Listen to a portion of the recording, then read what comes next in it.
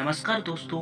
आज की कहानी है पत्नी को मिला धोखेबाजी का फल। एक बहुत अच्छी कहानी। तो चलिए कहानी शुरू करते हैं। सालों पहले एक गांव में रोशन नाम का किसान अपनी पत्नी के साथ रहता था।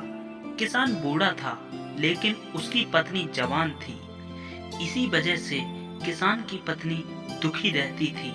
वो हमेशा अपने ही जैसे जवान पुरुष से शादी करने की चाहत मन में रखती थी। महिला के मन की बात को एक चोर समझ गया। वो रोज महिला का पीछा करने लगा।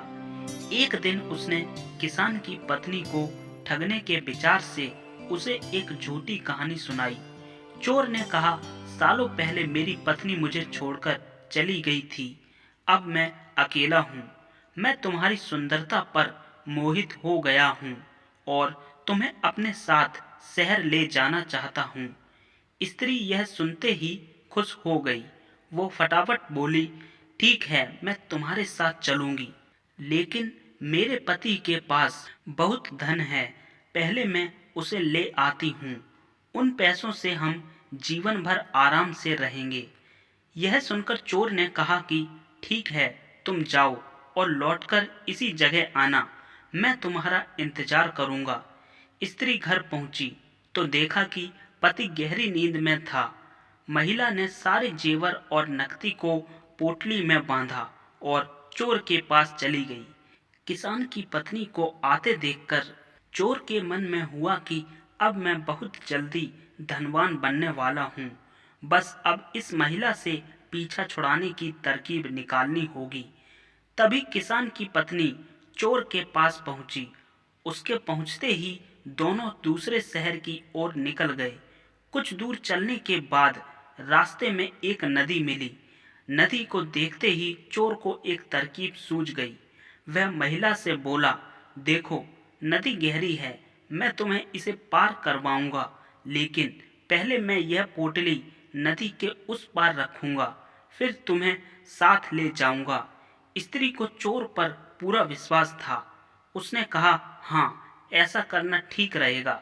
फिर चोर ने कहा, देखो, तुमने भारी जेवर पहने हैं, ये जेवर भी तुम मुझे दे दो, ताकि तुम्हें नदी पार करने में कोई बाधा ना हो। यह सुनते ही किसान की पत्नी ने अपने सारे जेवर चोर को दे दिए। पोटली में बंधा धन और महिला के जेवर लेकर चोर नदी के पार चला गया। महिला उसके लौटने का इंतजार करती रही, लेकिन वो फिर कभी लौटकर नहीं आया। अब महिला को बहुत दुख हुआ और उसकी आंखों से आंसू बहने लगे, लेकिन पछतावे के लिए तब तक बहुत देर हो चुकी थी। उसका सारा पैसा और जेवर लेकर चोर जा चुका था। तो दोस्तों, इस कहानी से हमें यह सीख मिलती है कि धोखेबाजी का फल हमेशा बुरा ही होता है।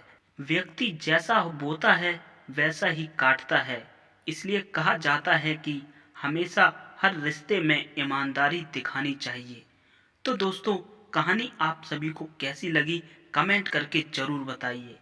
इसी तरीके की और अच्छी कहानियां सुनने के लिए हमारे चैनल को सब्सक्राइब जरूर करें और साथ ही बेल आइकन को जरूर दबाएं, ताकि अगली वीडियो का नोटिफिकेशन आपको सबसे पहले मिल सके।